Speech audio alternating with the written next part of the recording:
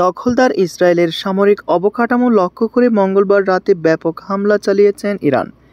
এর মধ্যে অন্যতম ছিল নেভাতিম বিমান ঘাঁটি।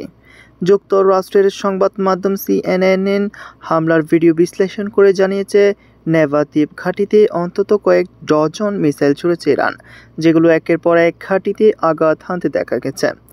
সংবাদ মাধ্যমটি জানিয়েছে, তারা যে দুটি ভিডিও বিশ্লেষণ করেছে সেগুলোর মধ্যে একটি ধারণা করা হয়েছে আরাত নাকাব শহর থেকে। এটি বিমান ঘাঁটির ঠিক দক্ষিণ থেকে অবস্থিত। ভিডিওতে যেসব ভবন দেখা যাচ্ছে সেগুলোর সঙ্গে পুরনো ছবির সাদৃশ্যতা খুঁজে পেয়ে CNN নিশ্চিত করেছে ভিডিওটি ঘাঁটির পাশ থেকেই ধারণ করা হয়েছে। ভিডিওতে কি দেখা যাচ্ছে? আকাশের উপর দিকে ধরা রাখা ক্যামেরায় ধরা পড়েছে কয়েক ডজন মিসাইল এই ঘাঁটির উপর পড়ছে। ওই সময় সেখানে সাইরেন বাজছিল। ওই সময় আরও দেখা যায় মিসাইল ঠেকানোর একটি প্রতিরোধী মিসাইল ব্যাটারি থেকে ছুটছে ইসরায়েলি বাহিনী।